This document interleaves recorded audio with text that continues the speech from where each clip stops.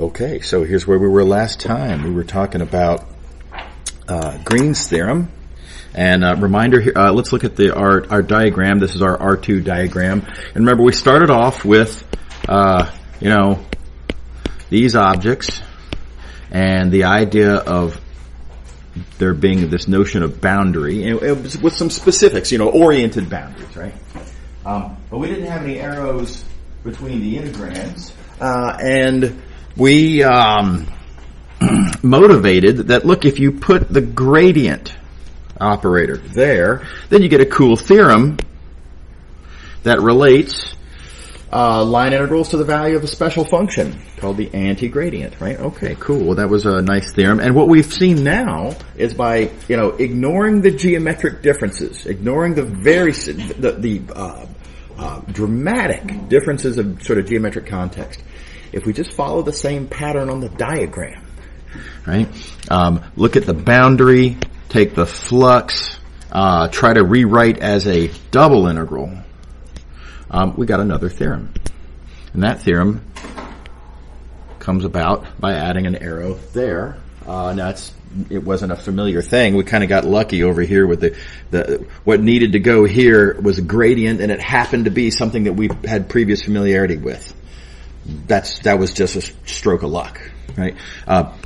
And not really the point. The point was that there was something we could put here that makes it work, and that remains. Here, there is something we can put there that makes this work. It's Green's operator. It's dq dx minus dp dy. And we get the same kind of a result.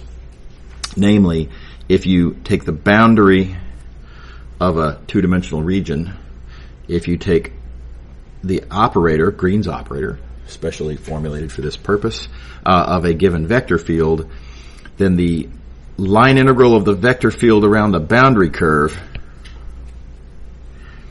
the double integral of Green's operator through the original domain, same thing. Okay, so it's got that exact same pattern. Okay.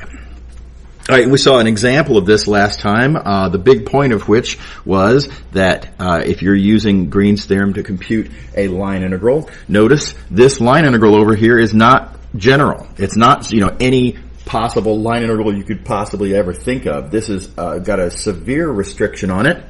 The restriction is that this is only for boundaries. Right, and it says so right there. So you got to be really careful about this. Don't try to apply Green's theorem to a line integral if the curve isn't a boundary of something, right? It's just some sort of loose thread of a curve without boundary. And Green's theorem doesn't make any sense. Okay. All right. So let's see another example. I'm gonna.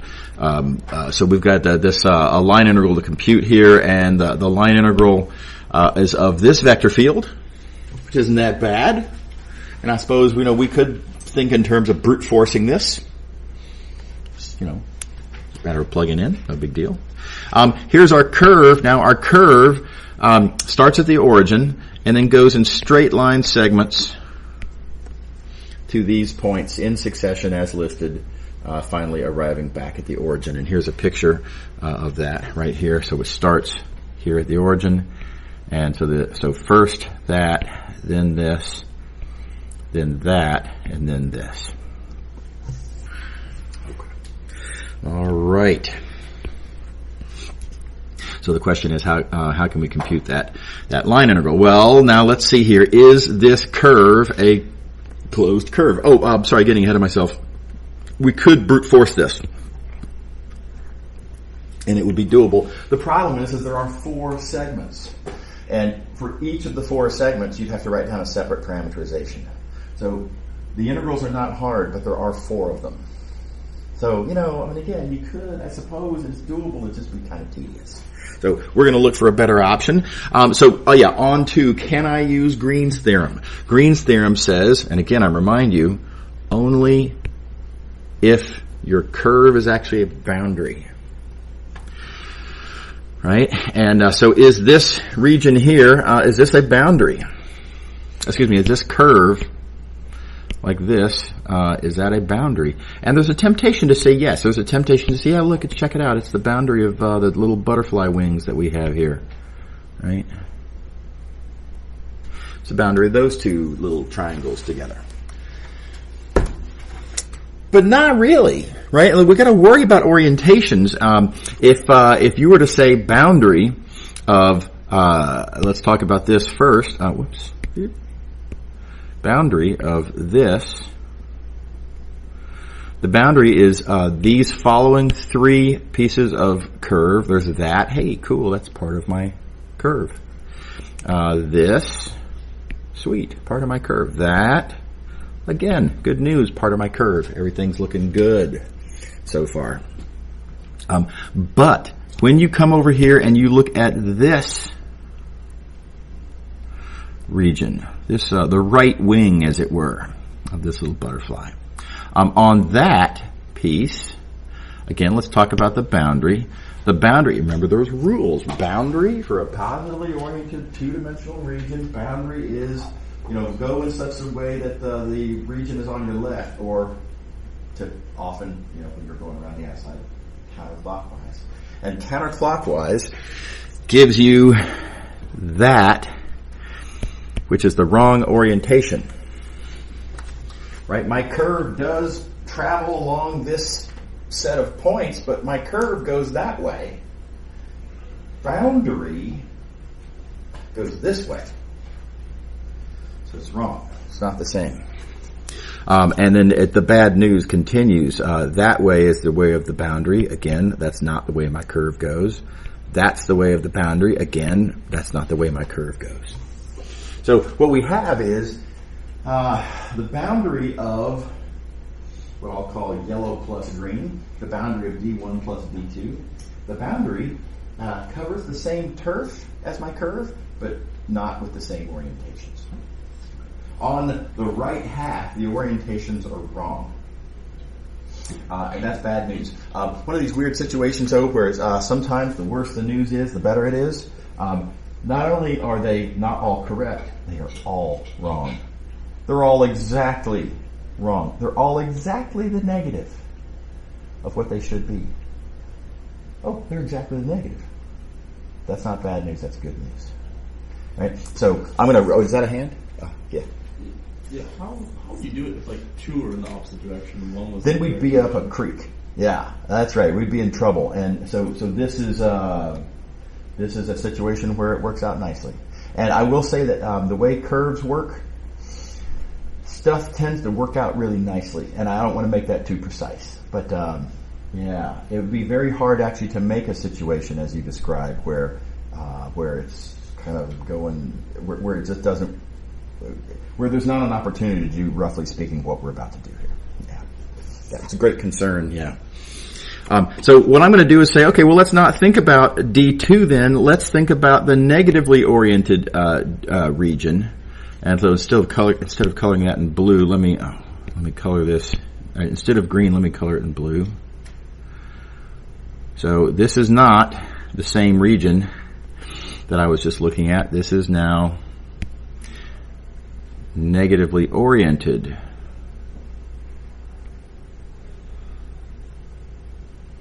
Of that triangle. And what can I say about the boundary?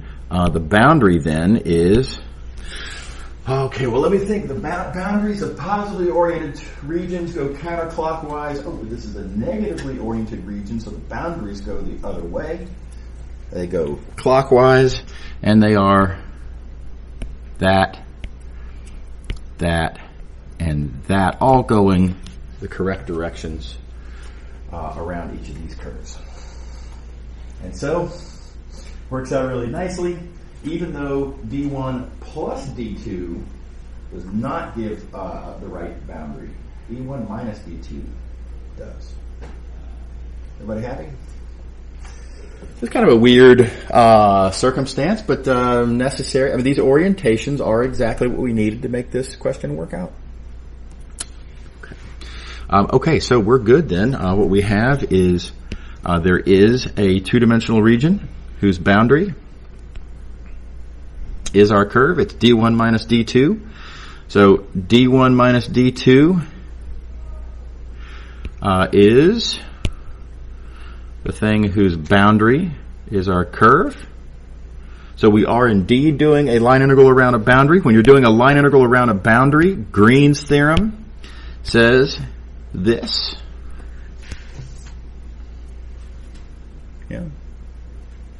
Don't forget that what do we mean by a double integral over, D1 minus D2? What we mean by that is integral over D1 minus integral over D2. That's just what we call domain arithmetic, right?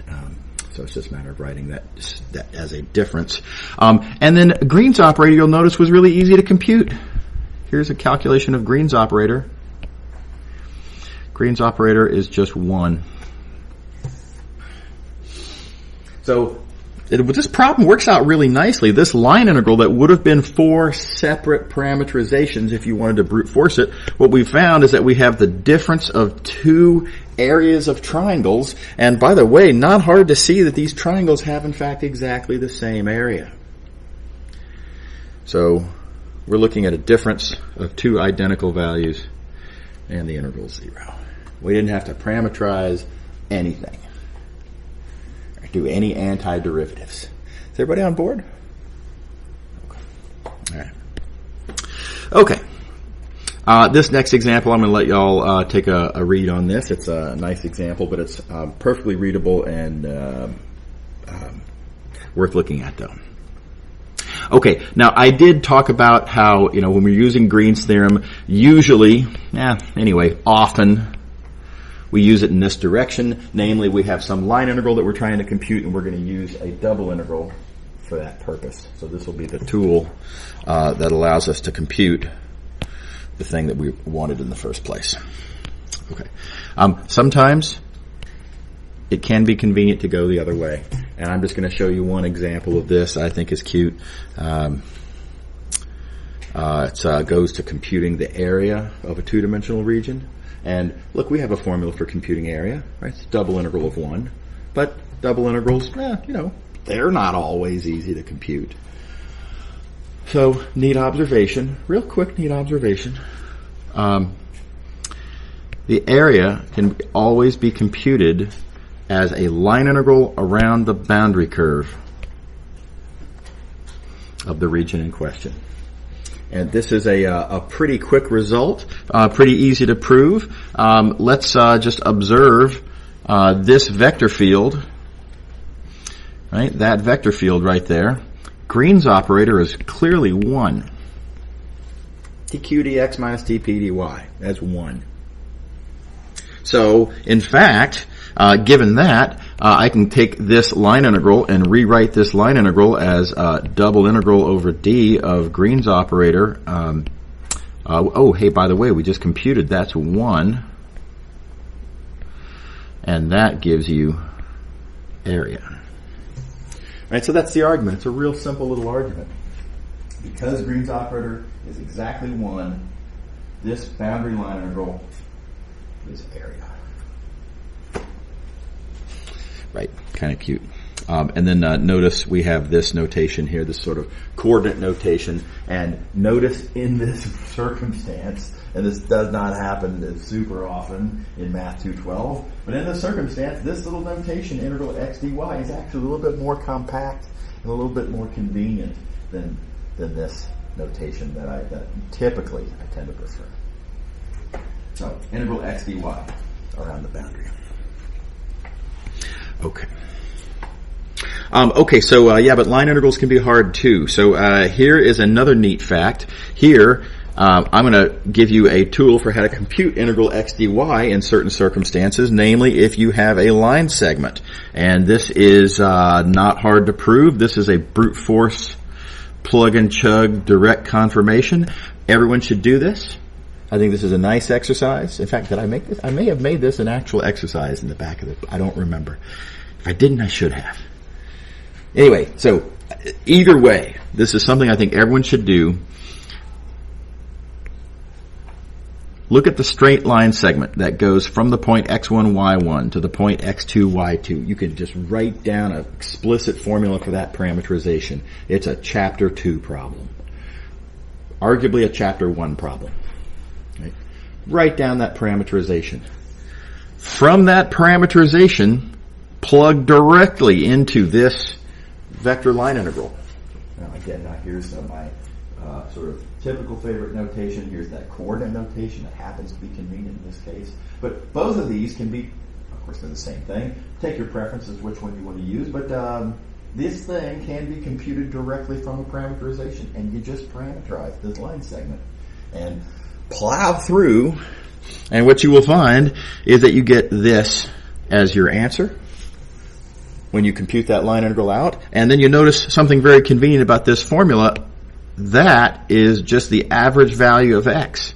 That's the average x. Let me do it like this. That is the average of these two x coordinates. And this is the change in the y coordinates. That's the difference between those y coordinates, y2 minus y1. So, lovely little result. Really nice. This integral x dy, that when you do it around a closed curve computes area, it is computed super conveniently as just the average of the x coordinates times the difference of the y coordinates. 4-function arithmetic. So, neat trick. And here's an example. Look at this nasty little polygon. It's a 5-sided polygon. Bunch of weird angles. I could chop this up into various triangles. None of them are right triangles. And none of them are familiar sort of 30, 60, 90 triangles. This is just a bunch of random weirdo triangles. How would you compute this area? Well, different approaches you could take, but a pretty nice one is to use this formula. The area is the line integral around the boundary of x dy per Green's theorem. That line integral is the sum of 5 separate line integrals. Each of these 5 separate line integrals is a straight line integral of x dy for which I can use that formula. And all you have to do is then take these 5 coordinates and do the corresponding 4-function arithmetic, as is done down here. The boundary line integral, sum of 5 straight line integrals, each one of which easy arithmetic, and there's your area. And it's a nice, straightforward little solution. Everybody see how that works? It's a cool little application. So, yeah. Okay. A semi-personal anecdote on this. So, I think some of y'all may know my brother's a mathematician as well. And he, back in 2001, I guess it was at Columbia. And this is not long after 9/11 happened. And, of course, this is all anyone was ever talking about. And at some point, the New York Times was running a story, and they wanted to talk about the plot of land that the towers had been on. And it's not a rectangle. Right? It's a strange, multi-sided, I don't remember, I want to say it's like 12 sides or 15 sides or something like that.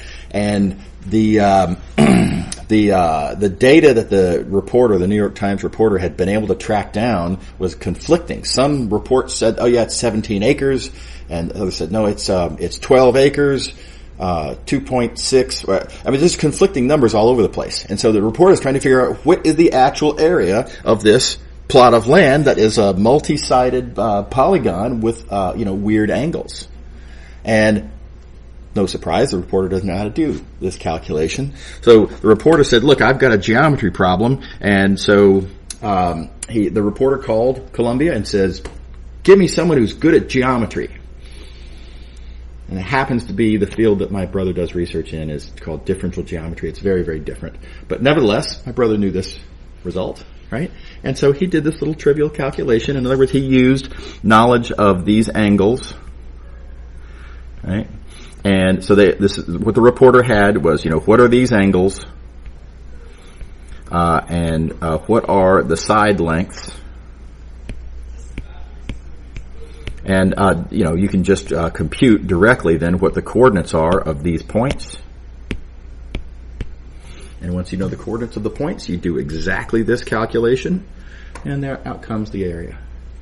So my brother got published in the New York Times. Indirectly. I thought that was funny. Okay. Alrighty.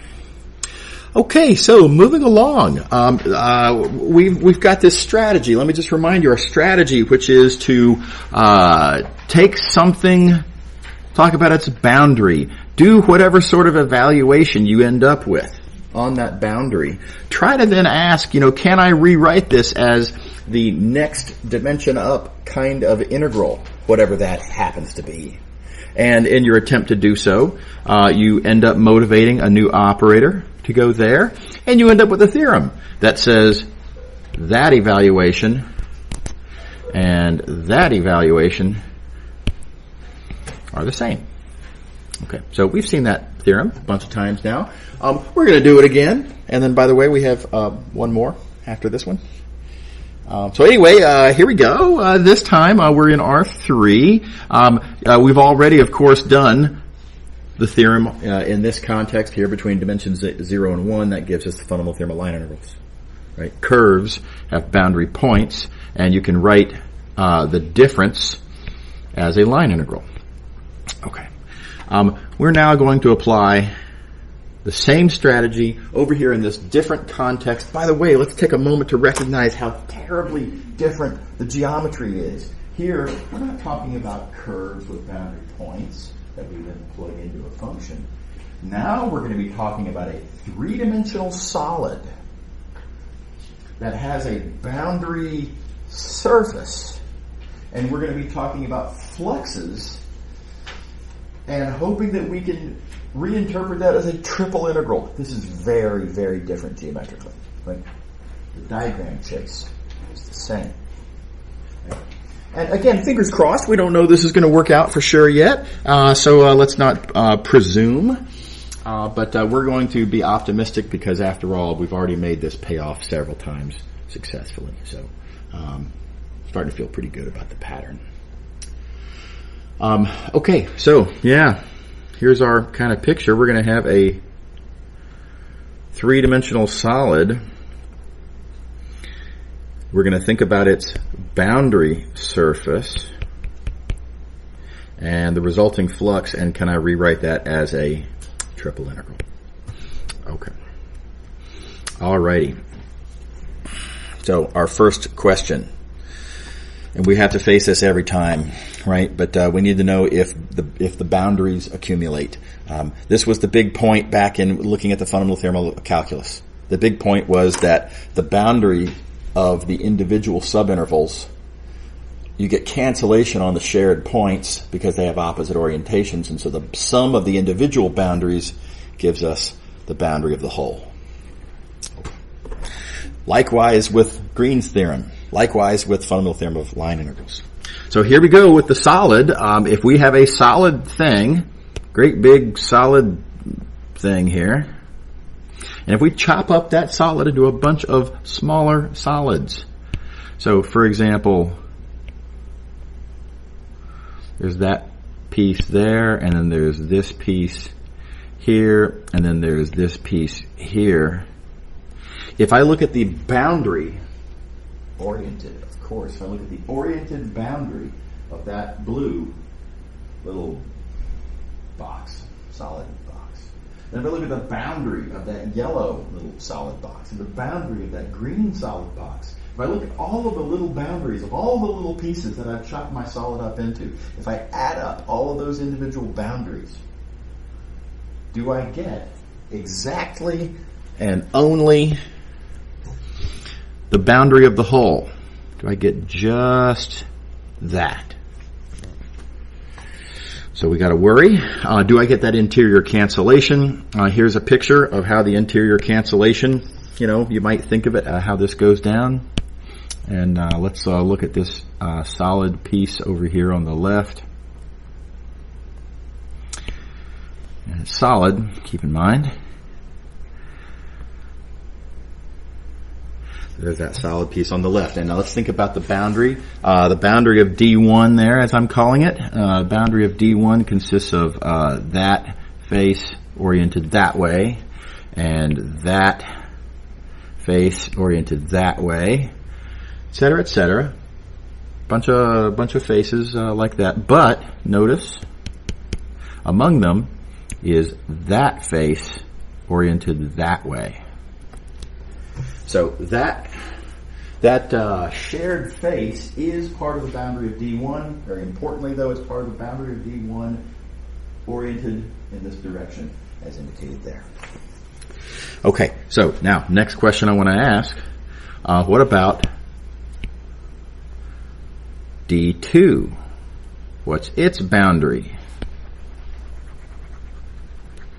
Okay, well, D2 has a bunch of faces. There's this face oriented that way, and there's this face oriented that way, etc., etc., etc. And among them, this face again. But very importantly, again, the rule is that the normal vector, the orientation arrow goes away from where the solid is. So as part of the boundary of D2, we get this face oriented that way. Everybody good? So if I were to take, now I could write down algebra for all of this, right? But the algebra would just be a symbolic way of representing what I think is more easily seen as a geometric observation, that when you look at the sum of these two faces, when you look at the sum of these two boundaries, this face here appears twice. It appears with that orientation as part of the boundary of D1. It appears with that orientation as part of the boundary of D2. When you add boundary of D1 plus boundary of D2, this face appears twice with opposite orientations. Right? And so it cancels. Everybody happy? And look how familiar this is. Now the geometry is different. Here we have two opposite orientations through the surface.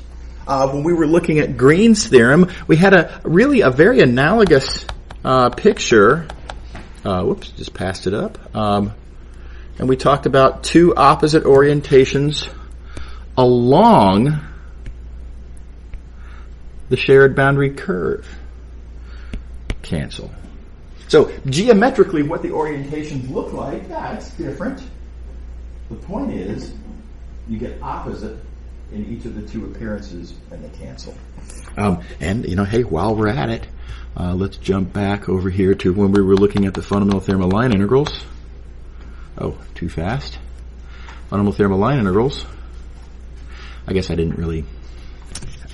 So if you look at the various points, all right, and think about them as parts of boundaries of these little sub curves. That yellow piece of curve, that green piece of curve, right? This point, this shared boundary, it's not a shared boundary face, it's not a shared boundary edge, it's a shared boundary point, and it appears twice with opposite orientations, right? As part of the boundary of the yellow, it gets a positive orientation, and as part of the boundary of this green piece, it gets negative orientation. So this point, that purple point, appears twice but with opposite orientations, and it cancels. So geometrically very different looking, but structurally, the pattern, gosh, it's the same. Does everybody see that? I know I talked about this a lot, but it's a really important, I think it's a really valuable idea to really digest, that there are tremendous analogies between not just the results that we're getting to, but how these results come about. The big thing that makes the fundamental theorem of line integrals work in the first place is exactly the same, structurally, not geometrically, as the big thing that makes Green's theorem work. which is, again, morally, structurally, not geometrically, exactly the same thing that makes Gauss's theorem that we're in the process of deriving. This is the foot in the door that's going to make Gauss's theorem work.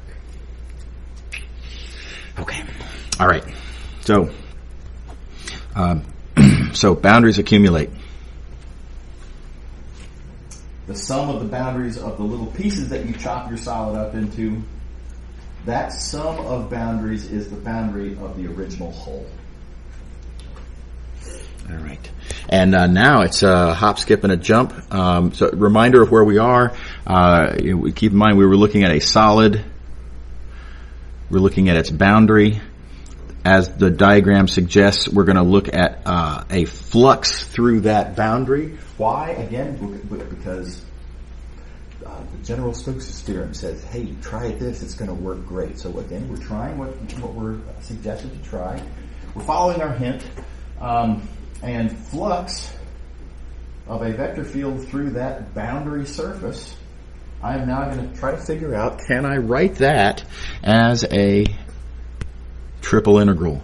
Do these fluxes, do they accumulate over the solid? Well, here we go. We just got through showing that the boundary of the whole is the sum of the boundaries of the little pieces. That means that the flux through the boundary of the whole is the sum of the fluxes through the boundaries of the pieces. Again, this is what we mean by, what does it mean to add regions? It means that you add the evaluations. So we have that. You can take a limit for free for the usual reasons. This is independent of what n is. It doesn't matter how you slice, therefore you're taking a limit of a constant. This looks a lot like a triple integral, except it doesn't have a delta v on the end, so let's multiply and divide by delta v. Perfectly legal. We're effectively multiplying by 1. Right? No problem. Now this looks an awful lot like a triple integral. Right? And I am just going to have to, again, pull a little quickie fast one. I'm going to pull this limit inside of the integral. That is a little math crime, mea culpa. But for the purposes of Math 212, again, I think it's highly plausible, and this is not something we want to focus on. If you want to see what's going on there and why this is okay, take an analysis class. And check it out. We indeed have a triple integral. Now, it's a triple integral of something that we, again, don't recognize. Reminder, when we were following this little pattern, thinking about the fundamental theorem of calculus, we got lucky. We're like, oh my God, that's the derivative. Oh, sweet. I already know what that is, and we just got to spike the football and celebrate. Similarly, when we were doing the fundamental theorem of line integrals, we got lucky. Oh, it's the gradient. I know what the gradient is. Awesome. And we just could write it down and celebrate. We did not get lucky at this stage with Green's theorem. We were looking at it the same way we're looking at this, which is, I don't know what this thing is. Anyway, that's just a matter of a minor inconvenience. This can be computed. It's a bunch of details that are, of course, they're important, but I don't think they're big picture important. They're details that can be pounded out. And if you're interested, let me know. We can talk about it. But it's not something that you need really to worry about. I'm just going to tell you what that integrand is. That integrand is computed by this formula, and it's this thing called divergence.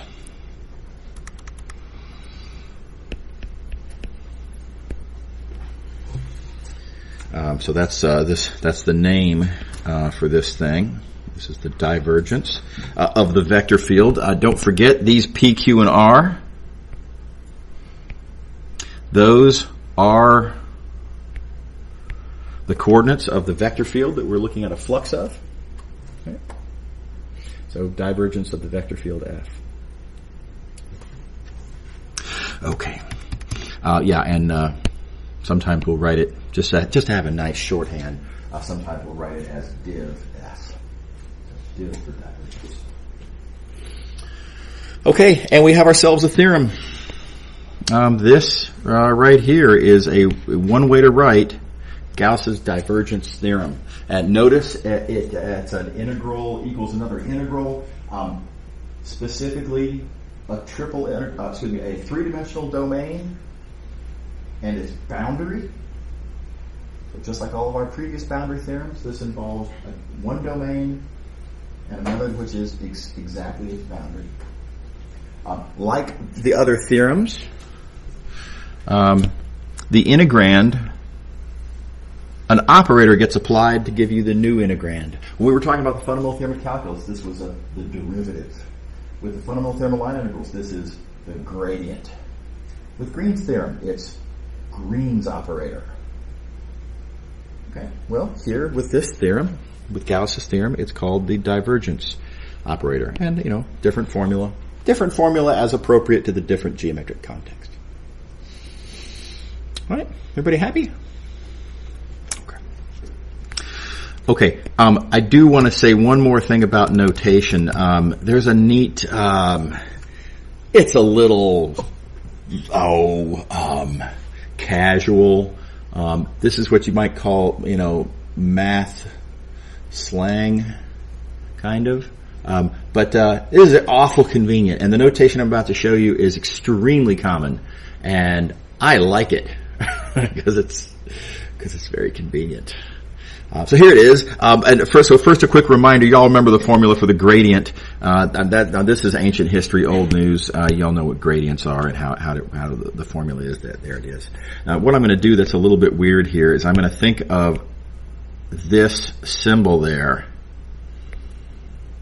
as being a separate thing that we are applying to f.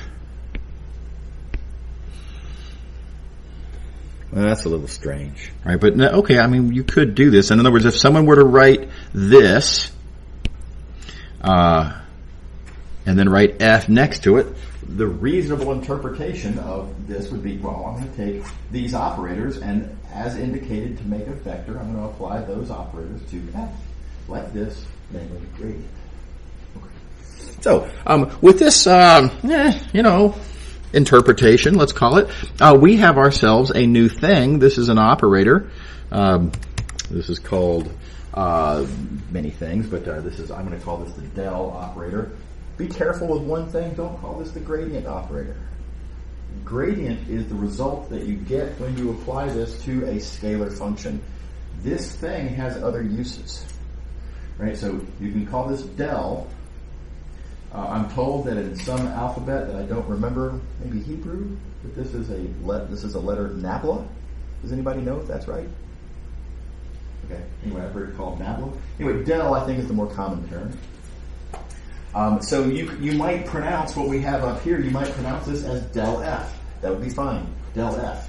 Or again, we know that this is what we call the gradient of f. So if you want to say gradient of f, grad f, all fine. But this thing down here, don't call this gradient. It's not. Okay. So here's what we can do now with our brand new del operator. And this might seem a little sort of sloppy, but don't forget we have this formula for divergence. And notice we just happen to see in this formula for divergence, hey, look at this. There's our del operator. And it's being applied to sort of one coordinate at a time, you might say, or something. The three different components of f. In fact, doesn't it look like a dot product, kind of? These dot those, right? Dot would give you that structure. It's again, interpreting symbolically, a little sloppily. Look at this, and if you were to encounter this not knowing what it meant, this would probably be your guess to what it ought to mean. Okay. So, nice fact then. You can rewrite divergence as del dot f. Del dot vector field. This is extremely common notation. As in my past second life as a physics major, I saw this notation significantly more often than I saw that notation. Okay. So I don't know about engineering with certainty, but I imagine that I'm sort of assuming you're going to see a lot of del dot. Okay. Quick reminder, don't say del F. Not okay. Del F is ambiguous. If anything, it means, like, it makes it sound like you're talking about the gradient of a vector field. That doesn't make any sense. Okay. So you have to say del dot if you want to say it that way. Or, of course, you can just say divergence. Okay. All right, quick pause before I go on. Everybody happy? Okay. All right. Okay, so yeah, so here's there's that operator.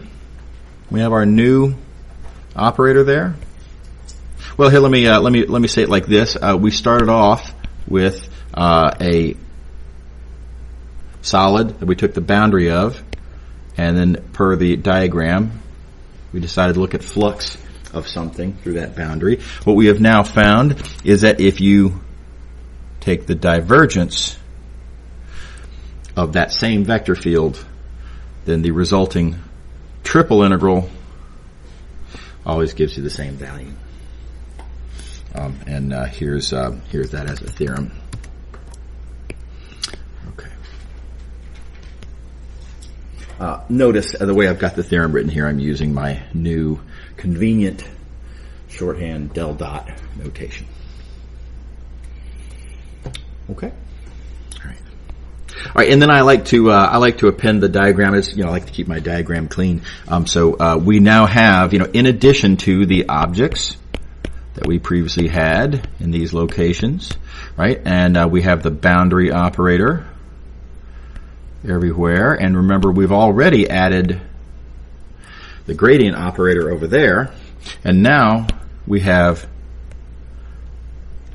the divergence operator, new operator that gives us a new theorem that you do the diagram chase over here. So that evaluated that way, that evaluated that way, same result. So as a result of choosing this as that operator. Okay. Alrighty. So let's see an example. Before I get to the example, there's always a catch. Remember these theorems, if you want to use the fundamental theorem of line integrals, well, you'd better make sure that your integrand vector field is a gradient. If it's not a gradient, then there's, no sale. There is no theorem to apply, right? We're using Green's theorem to compute a line integral. Well, your curve had better be a boundary. Right? So these kinds of conditions apply here to the Gauss's divergence theorem as well. And let me just point out how they're in fact perfectly visible right here in the theorem. Now you can use this theorem either way. You can use it to compute a a flux integral with a triple integral, or you can use it to compute a triple integral with a flux integral. Take your pick. Depends on the circumstance. Honestly, usually this. So that being said, if you want to compute a flux, this does not say, hey, any flux, come one, come all, we can compute it with this formula. And that's not what it says. It says if you're computing a flux through a boundary, that surface for the flux had better be a boundary. If it's not a boundary, there is no, first of all, you couldn't prove the theorem because you'd have, the whole idea is that this needs to be a boundary so that the flux can accumulate over the solid that this is the boundary of. You need the inherent solid to motivate the theorem. Secondly, of course, and sort of, more directly, sort of obviously, you can't do a triple integral over a solid if there is no solid whose boundary is that surface. Right? So you got to know what that solid is in addition to it actually existing. Okay. Alrighty. So let's do some examples. Starting here. So I'm going to compute a flux. We've got a vector field given to us. We have a surface given to us, unit sphere, an R3 oriented outward. So you got a vector field, you got a surface. Now again, you could take a chapter 5 approach to this. Right? It's fine.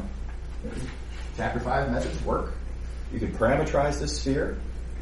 Not even that bad to parameterize. Some trig will show up. But trig identities are nice tools, and so we have a lot to work with. You could totally do this. I am, I'll admit, a little scared of this exponential in here. Right? When I parameterize, x is going to be in terms of the parameters. X is going to have trig in it. So this, you could make that work, but it's going to be tough. Okay, so let's try to avoid that effort. Let's come over here. Think about our domain, the unit sphere in R3 oriented outward. That's the domain through which we need to compute a flux. And we ask then, but is it the boundary of a solid? If it is the boundary of a solid, then I can compute this. This isn't just a random flux. This is now a boundary flux. Boundary fluxes can be computed with Gauss's divergence theorem. So that's the big question. Is my surface a boundary? Well, let's draw the picture. Our sphere here is, let's see, let me draw the unit sphere. Oriented outward. Is that a boundary?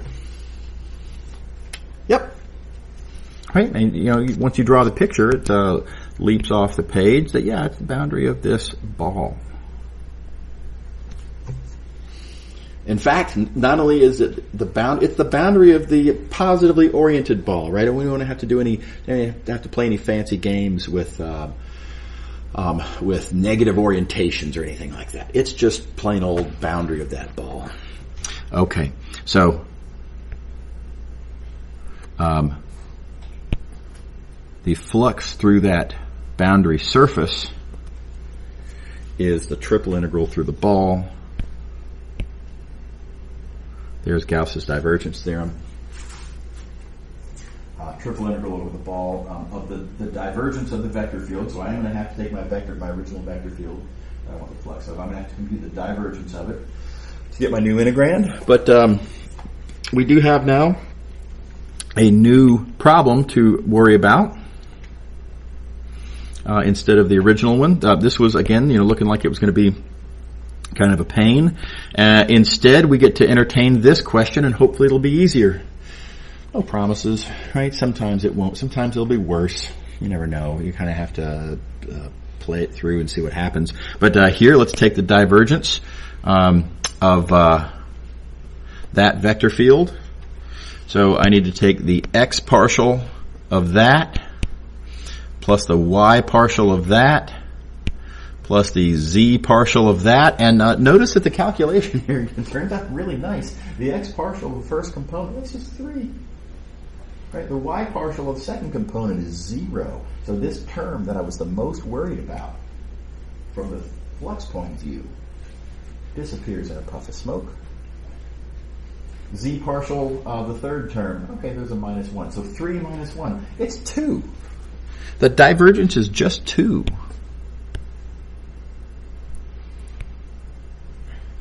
So my original triple integral then, my original flux integral has turned into a triple integral. And I get to decide now which one of these is harder or easier to deal with. The flux is going to be kind of brutal. Now I've got a triple integral and my integrand is 2. It's clearly a big win, right? Now, admittedly, the domain is a ball. Balls have... the bounds are going to have square roots or something, but also this is a constant that factors right out, and I get the classic geometry problem of what is the volume of a unit ball, and that's long since established. That's an old high school geometry formula, 4 pi over 3. Hope you all remember that formula. Does everybody remember the formula for the? Okay, so these is a short list of geometry formulas everyone should know: volume of a sphere, area of a sphere, area of a disk, circumference of a circle, volume of a cone, volume of a cylinder, things like this. Those kinds of formulas are awfully handy from time to time. So make sure to look those up and remind yourself and memorize those. So yeah. Okay. All right. So done on that example. Questions? Let me take a pause. Anybody? Okay. All right. Okay, so I want to talk about some, there's something special about Gauss's divergence theorem. Roughly speaking, what's special is that it involves integrals over three-dimensional regions. Right? So these are regions, three-dimensional regions inside of R3. And what's kind of special about that is R3 is where we live, approximately, right? And three-dimensional regions, well, the world's full of them. Most stuff that we encounter is three-dimensional. Right? So this is especially applicable in a lot of different ways. So we're going to see a bunch of physics applications with Gauss's divergence theorem. And we're going to start talking about those. Now, one of them is just kind of a terminological thing, but I think this is really, really important. And I'll get to it. It'll take me a minute, but quick reminder, here's what Gauss's divergence theorem says. Right? Flux equals triple integral of divergence. Boundary flux, that is. Of course, boundary flux. Triple integral of divergence. Let me interpret the flux in a certain way. Flux, I can write it as an integral, sure, but I want to write it as a single symbol, phi. Because I want to take a certain point of view on what flux is. I want us to think of flux now, not as something that happens on the boundary. I mean, that's where we compute flux, right? We think of flux as being on the boundary because that's where we measure it. That's where we see it, right? But that's kind of not how we were treating it when we derived the divergence theorem.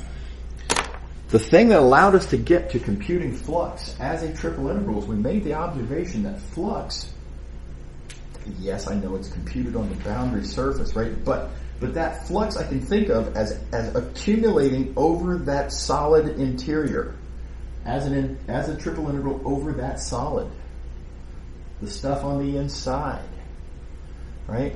And so we don't think of it that way, but at least algebraically, at least geometrically, it kind of is. Right? So now let me give you a little bit of a pitch. I have a separate little document down here that I want to go through. And by the way, I forgot to email you all this before class started. So I assume and hope that I will remember. But if I don't remember to email this to you this afternoon, please don't hesitate to remind me. I want you all to have a copy of this. So I want to temporarily take an aside. I want to go back to the fundamental theorem of calculus and yawn. Right? You all know the fundamental theorem of calculus. Fundamental theorem of calculus. Integral is f of b minus f of a. Right? Okay. Specifically, let me write down just to have it as a reference. F of b minus f of a is integral from a to b of f prime. Right, so there's the fundamental theorem of calculus. Now you can think of this as a tool for computing integrals. Absolutely, no problem. Of course it is. It's fantastic as a tool for computing integrals. Right? But I want to think of this the other way. Strange though it may seem, I want to think of this as we're interested in this quantity called change. F of b minus f of a says how much does the function change, right? And change is computed as an integral. Backwards though that may seem. So change is computed as an integral. Fine. So how do we accomplish this? Well, the idea is the total change, right?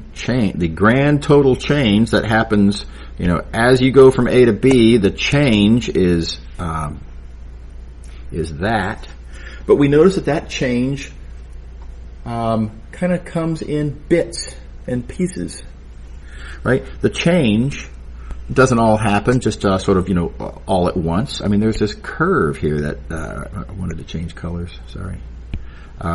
There's this curve that reflects, how the change happens. And so, for the first little while, there's no change happening at all.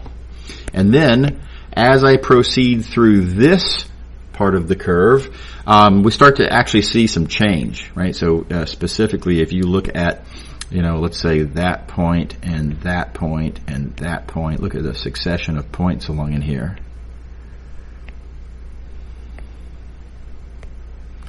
Then you're seeing little changes that happen. So between there and there, we've got that much change happening. And then we have that much change, and then that much change.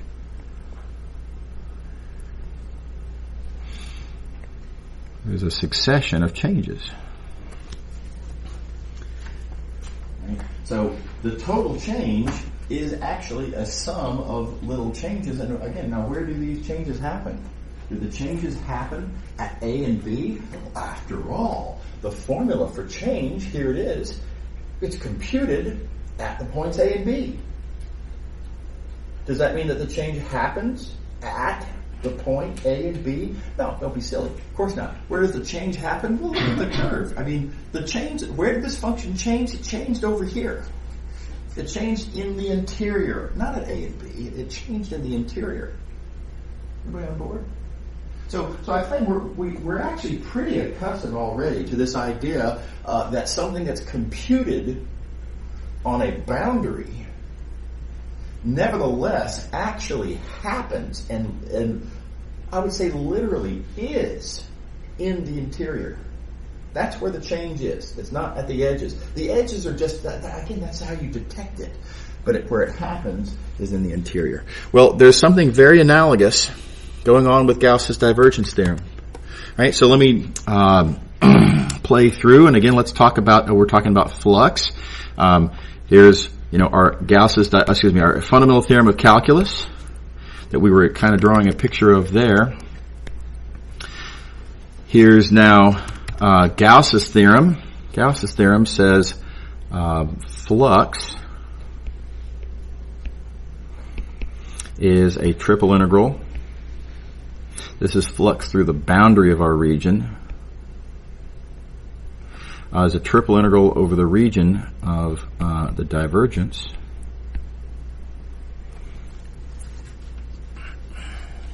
So flux happens on the boundary, you say. Let's think about that. Here's flux. We detect the flux by doing an integral on the boundary. By the way, I drew a two-dimensional picture here. Please use your imaginations. Think three-dimensionally. Right? This is just three-dimensional pictures get real messy. I think it's counterproductive in this case. So this is a two-dimensional representation that you should be thinking of an analogous three-dimensional picture. So there's the boundary, and you can talk about the flux there because, after all, we've got, on that boundary, we've got these orientation vectors, and on each piece of the boundary, we can look at the vector field. The vector field, I'll use orange.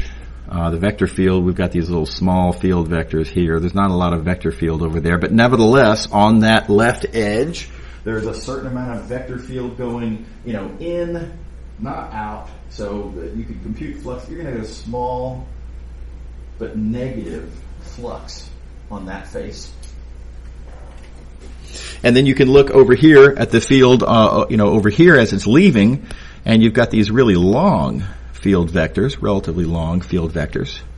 So on that right edge,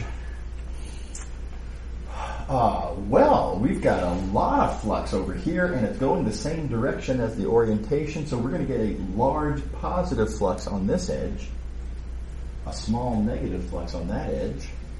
There's no flux at the bottom. No fluid is flowing through the bottom face. No fluid is flowing through the top face. Sides as well.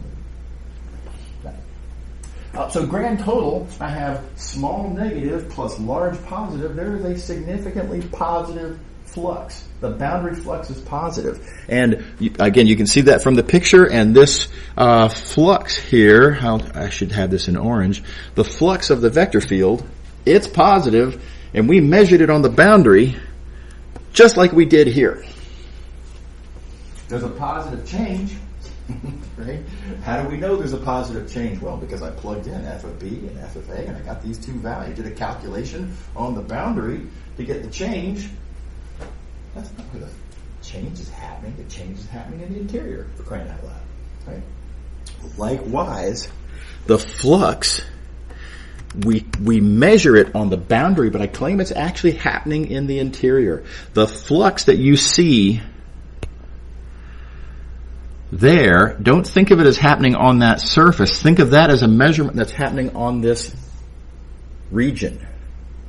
And the flux, I'll say it this way, the boundary flux on that region is the sum of the boundary flux on this region plus the boundary flux on this region plus the boundary flux on this region, etc., etc. So let's think about regions such as maybe, I need to give myself a little bit more detail. Let me zoom in. Let's take a little region like this region. Let's talk about how much boundary flux is happening on that region. Here, let me do this in green so that it'll follow the pattern. On this region, how much boundary flux do I have? Well, okay, the field lines are, and I've got a lot of flux going out that edge, but I've got the same amount of flux going in on that edge. The field lines are just as strong here as it is there. I've got negative flux on the left side, positive flux on the right side, same magnitudes because it's the same field, and so those cancel. There is zero flux happening on that region. Correction, zero boundary flux happening on that solid region. And likewise, there is zero, let's see here, I need my thing here. There is zero boundary flux happening there. There's zero boundary flux happening there. There's zero boundary flux happening there. Now, for slightly different reasons, there the field lines are short going in and short going out. But still, they're the same, and so on this region, there is zero boundary flux. Zero boundary flux, zero boundary flux, zero boundary flux. So the total boundary flux we know is positive. It's not coming from over here. It's not coming from over here. Where is it coming from? Well, you can see this coming, I think, pretty likely. It's coming from in here. Right, on these regions, on these regions in here, the field lines going in are, well, they're bigger than they were over there, but they're slightly smaller, and the field lines going out slightly larger. So we have a slightly less negative influx, slightly more positive outflux, and the negative and the positive, they don't quite cancel. There's a slightly positive net flux, net boundary flux on that region. Slightly positive.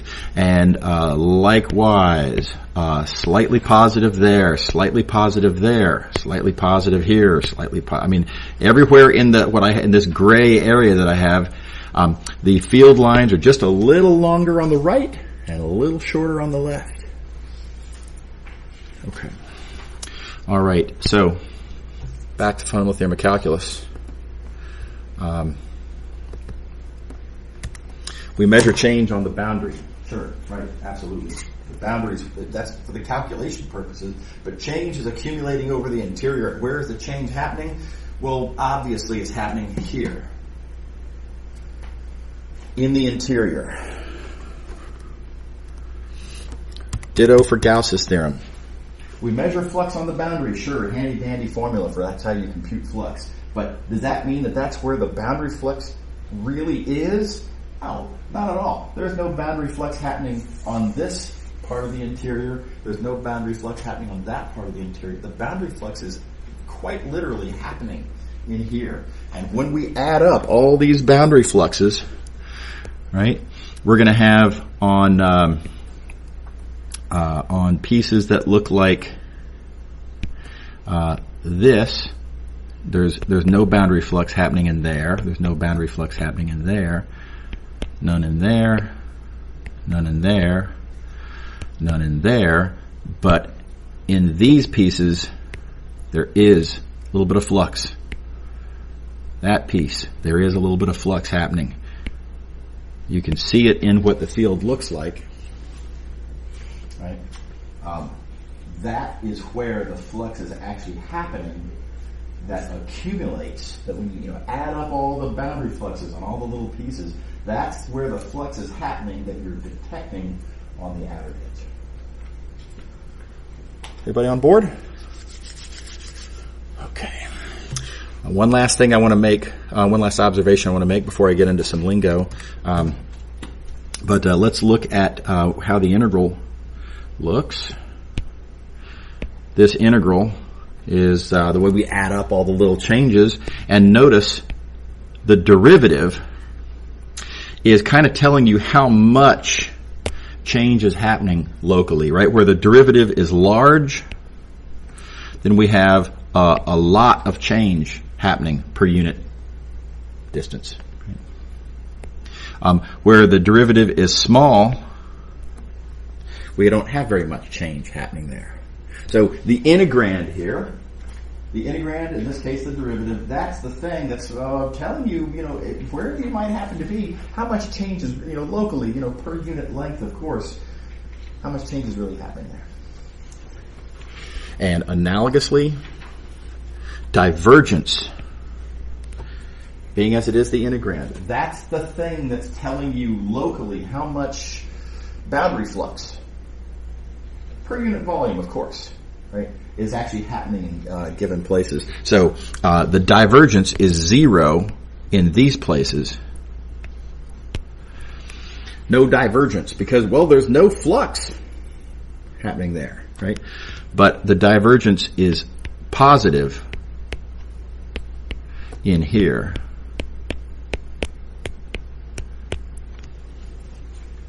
Which is how we're getting positive amounts of little pieces of flux that are adding up to give us our total flux. So in the same way that, you can think of change as, well, change happens as a consequence of curve going up, right? Okay. Change happens as a consequence of slope, aka derivative. Analogously, flux happens because of divergence. And this analogy is very strong, right? Divergence is it's the canary in the coal mine. If this is the thing, when you see divergence, that means that you're accumulating flux.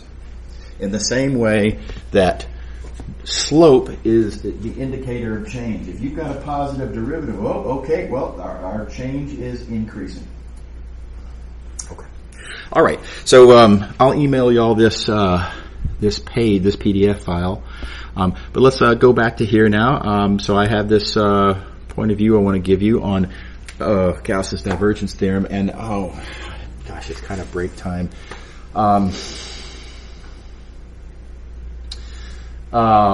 Sure. You know what? We'll take a break, and I'm going to finish up this thought. I know it's a long thought, so I'll finish up this thought after the break. I'll see y'all at what is it now? 11:12. I'll see y'all at 11:22. Okay.